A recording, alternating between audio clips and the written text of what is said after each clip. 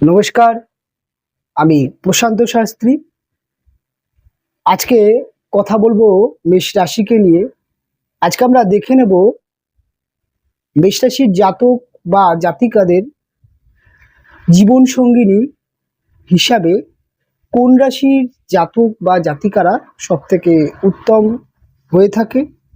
যখনই আপনি বিবাহ করতে যাচ্ছেন, সবার প্রথমে কোন রাশির জাতক বা জাতিকার সাথে আপনার বিবাহ সম্বন্ধ করলে সেটি সুখী একটি দাম্পত্য জীবন হতে পারে এবং তার পেছনে কি ধরনের লজিক জ্যোতিষের পরিভাষায় কাজ করছে সেটা নিয়ে যেমন বিস্তারিত আলোচনা করব, তেমন অলরেডি আপনার বিবাহ হয়ে গেছে, আপনি বিবাহিত জীবন কাটাচ্ছেন, কিন্তু আপনার জানেন যে আপনার হাজবেন্ড বা আপনার ওয়াইফের রাশি কি, তার সাথে আপনার কি ধরনের মানসিক বন্ডিং বা কি ধরনের প্রভাব পড়বে এবং কি করতে পারলে বা কোন কোন বিষয়গুলোকে একটু মেনে চলতে পারলে আপনার বিবাহিত জীবন অনেকটা ভালো আপনারা কাটাতে পারেন, সেই নিয়েই বিস্তারিত আলোচনা করব। যখন আমরা মেষ রাশি নিয়ে কথা বলি, মেষ রাশি যেহেতু একটি মঙ্গল প্রভাবিত রাশি, মেষ রাশি অগ্নি তত্ত্বের রাশি, এটি ক্ষত্রিয় বর্ণের রাশি। এই যে অগ্নিতত্ত্ব এবং ক্ষত্রিয় বর্ণ, অগ্নি বলতে আগুনকে রিপ্রেজেন্ট করা হয়, আর ক্ষত্রিয় বলতে যোদ্ধা বা লড়াক্য মানসিকতাকে বলা হয়। মেষ রাশির জাতক বা জাতিকাদের প্রথম যেই তাদের চিন্তা শক্তি বা তাদের যে প্রথম তাদের যে চরিত্রের মধ্যে প্রকাশ পড়ে সেটা হচ্ছে তাদের মধ্যে কিন্তু একটা রাগ, একটা মাথা গরম, একটা রেগে যাওয়ার বা খুব ফাস্ট রাগ হবার একটা প্রবণতা খুব ভীষণ পরিমাণে দেখতে পাওয়া যায়। এবং তার সাথে সাথে ক্ষত্রিয় বর্ণ হওয়ার জন্য এদের মধ্যে একটা স্পিরিটি নেচার দেখতে পাওয়া যায়, প্রচণ্ড চনমনে, প্রচণ্ড স্পিরিটি ব্যাপারটা এদের মধ্যে থাকে। এবং তার সাথে সাথে এদের মধ্যে কিন্তু একটা সংঘর্ষ করা লড়াক্য মানসিকতাও থাকে। এরা রেগে গেলে অনেক সময় কিন্তু ঝামেলা অশান্তিতেও পড়ে যায়। এবং এই রাশির অধিপতি মঙ্গল, যোদ্ধা, ত্যাগী। একজন যোদ্ধার সাথে ত্যাগ কথাটা কখন আসে, একজন ইন্ডিয়ান আর্মির কথা আপনি চিন্তা করলে বুঝতে পারবেন। তার মধ্যে যেমন সাহস আছে তেমন কিন্তু ত্যাগ আছে। আর একটা ত্যাগের জন্যই তিনি কিন্তু তার পরিবার ছেড়ে, তার পরিজন ছেড়ে বর্ডারে কিন্তু পাহারা দিতে পারে বা যুদ্ধে যেতে পারে। তাই মেষ রাশির যে ব্যক্তি হবেন তার চরিত্রের মধ্যে কিন্তু নিজেকে প্রোটেক্ট করার যেমন মানসিকতা থেকে, খুব একটা নিজের সম্বন্ধে অপমান সহ্য করতে পারে না, তেমন কিন্তু জীবনে বহু ত্যাগ করতেও দেখা যায়। এবং প্রচন্ড পরিমাণে কিন্তু উপকারী রাশি হয়ে থাকে এই মেষ রাশির ব্যক্তিরা। এমনই একটি রাশি, এই রাশির ব্যক্তিকে যদি আপনি মধ্যরাতে যদি আপনি ডাকেন যে আমার একটি সমস্যা হয়েছে, প্রয়োজন আসতে, সে কিন্তু সেই মধ্যরাত্রেই যেতে পারে, চলে যাবে।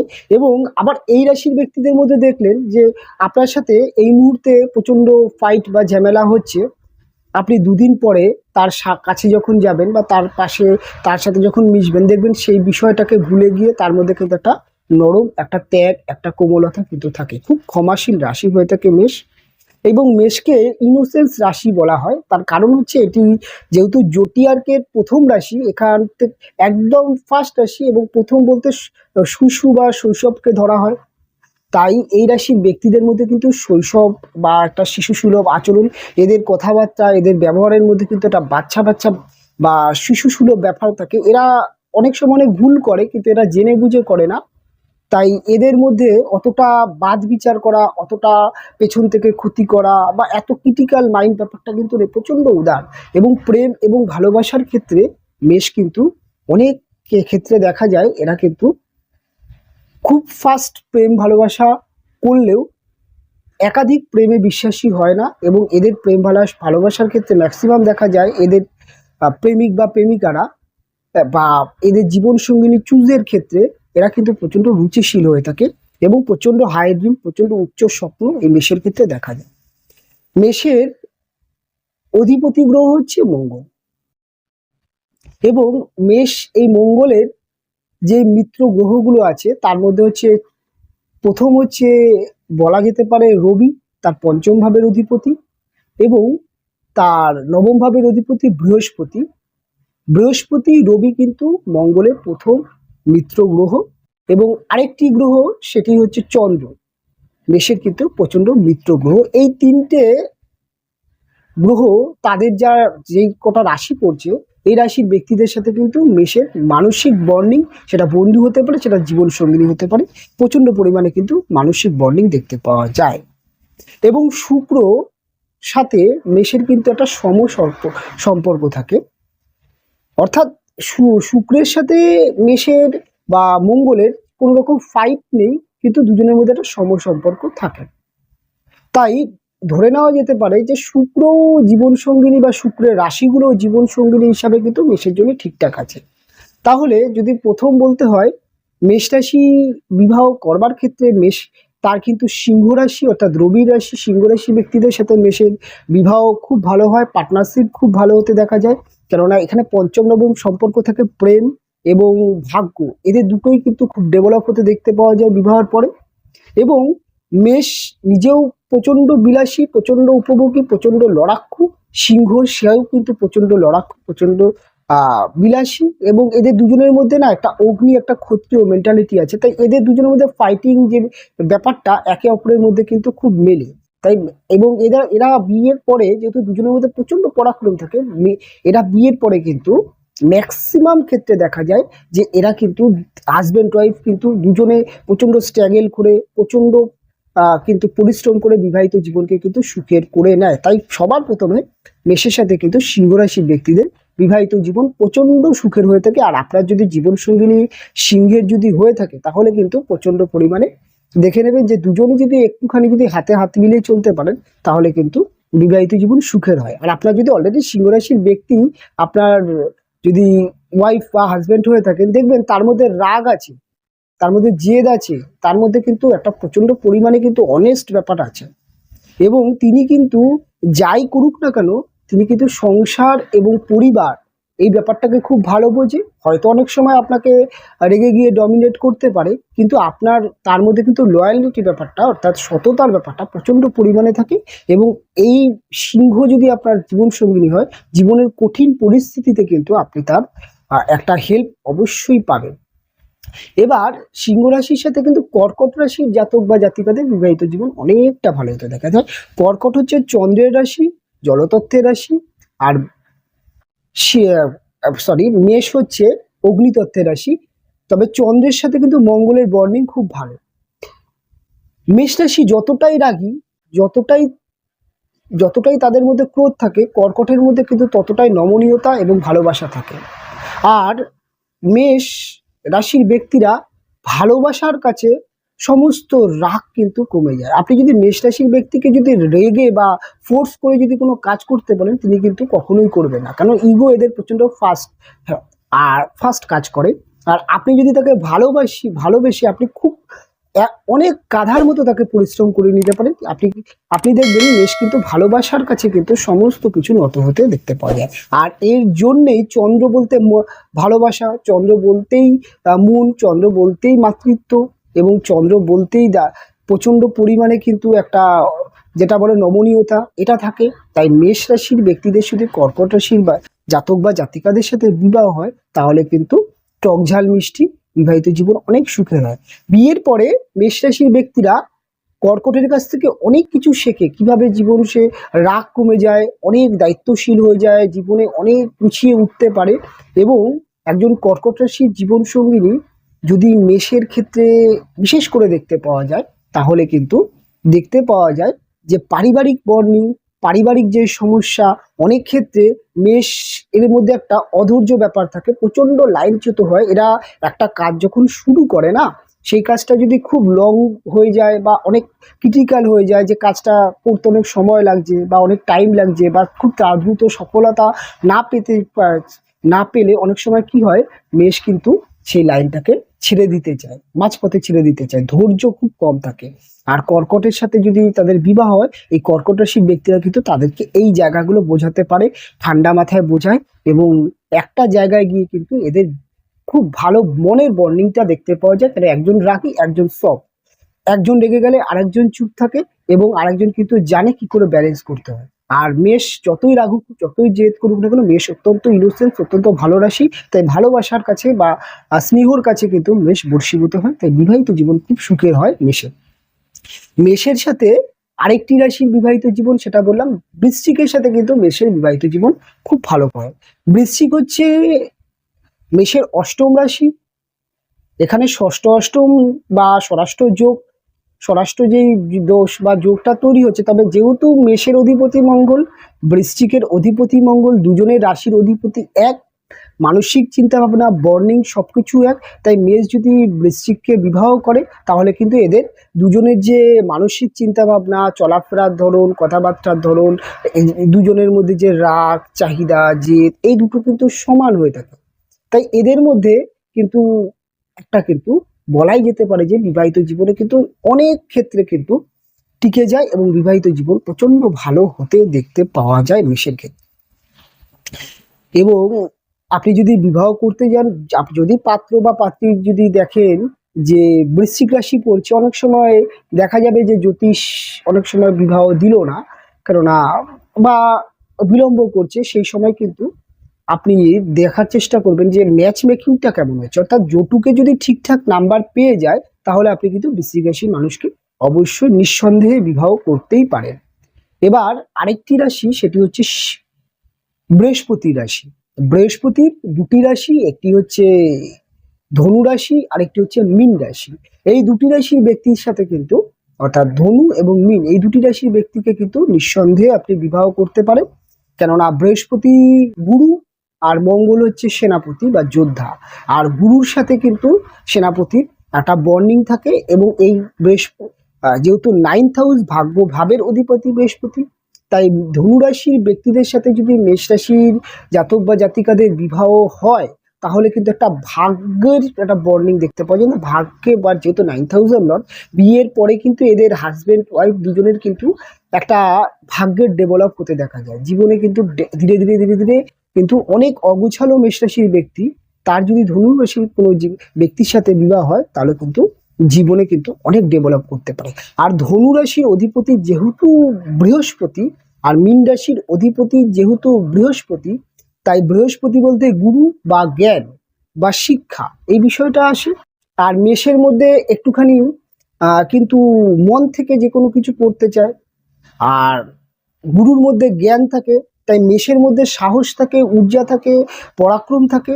আর ধনুর মধ্যে কিন্তু বা বৃহস্পতির মধ্যে কিন্তু জ্ঞান থাকে, একটা ব্যবহারিক জ্ঞান, একটা সাংসারিক জ্ঞান, একটা পুঁথিগত জ্ঞান, বা যে কোনো কাজের প্রতি তার জ্ঞান বা শিক্ষাটা থাকে। তাই এরকম যদি জীবন সঙ্গিনী মেষের জীবনে যদি চলে আসে তাহলে বিবাহিত জীবনে কিন্তু অনেক দারিদ্র, যদি অনেক গরিব অবস্থায় যদি বিবাহ হয় পাত্রপাত্রী, তারা কিন্তু স্ট্রাগল করে একে অপরকে পরিচালনা করে, অর্থাৎ বিশেষ করে ধনুরাশি ব্যক্তিরা মেষকে খুব ভালো পরিচালনা করতে পারে, সে তার হাজবেন্ড হোক বা তার ওয়াইফ হোক।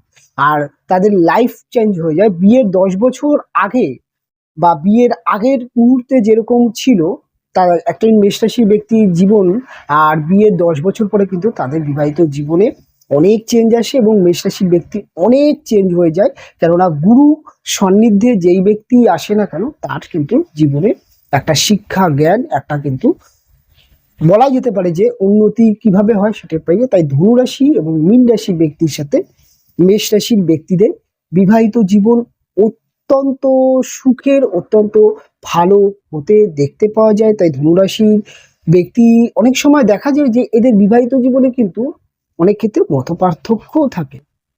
কেননা ধনুরাশি ব্যক্তিদের মধ্যে একটা পরামর্শ দেওয়া, জ্ঞান দেওয়া, বা যে কোনো কাজ ভুল করছে আগে সাবধান করা, যে কোনো কাজ করার ক্ষেত্রে বাধা দেওয়া, বা আহ, বারবার কিন্তু ভুলগুলোকে রিয়েলাইজ করানো, বোঝানো। অনেক সময় মেষ কিন্তু এর জন্যে মানসিকভাবে ইগো তৈরি হয়। অনেক সময় দেখা যায় যে আহ, মনে হয় যে বিবাহিত জীবনটা খুব একটা ভালো নয়, তাই প্রথম জীবন একটুখানি সমস্যা হয়, কিন্তু আলটিমেটলি কিন্তু বিবাহিত জীবনে উন্নতি আসে। আর আমি এটা দেখেছি যে মেষের সাথে ধনুর বিবাহিত জীবনে কিন্তু ডিভোর্সের ব্যাপারটা কিন্তু খুব একটা আমি দেখিনি, কারণ ডিভোর্স হতেও দেখা যায় না। তবে সিংহর সাথে মেষের বিবাহ হলে অনেক সময় ডিভোর্স হয়ে যায় যদি গ্রহগত অবস্থান একটু 19-20 থাকে, বা কেননা ম্যাচ মেকিং যদি ঠিকঠাক নাম্বার না পায় সমস্যা আসতে পারে। কিন্তু ধনুর সাথে কিন্তু বা মিনের সাথে কিন্তু খুব একটা ডিভোর্সের যোগ আমি দেখি না। এবং এদের যে সন্তান হয় না, ধনু আর মেষের বিবাহিত জীবনের মধ্যে তাদের যে সন্তান হয়, এরা কিন্তু এদের সন্তানকেও কিন্তু খুব বড় জায়গায় নিয়ে যেতে পারে, সন্তানকে কিন্তু খুব ভালো শিক্ষা দিয়ে জীবনে ডেভেলপও করতে পারে, এরকম কিন্তু হতে দেখতে পাওয়া যায়। এবার দেখে নেব যে মেষ রাশির সাথে কোন রাশির ব্যক্তিদের বিবাহ হলে তাদের কিন্তু বিবাহিত জীবনে নানান সমস্যা, নানান ক্ষতি বা নানান প্রবলেম কিন্তু আসে। প্রথমে হচ্ছে বুধ হচ্ছে মেষ রাশি বা মঙ্গলের একদম শত্রু গ্রহ হিসাবে ধরা হয়। আরেকটি হচ্ছে আপনার শনিদেব, কারণ শনিদেব কিন্তু মেষ রাশিতে সে নিচস্থ হয়।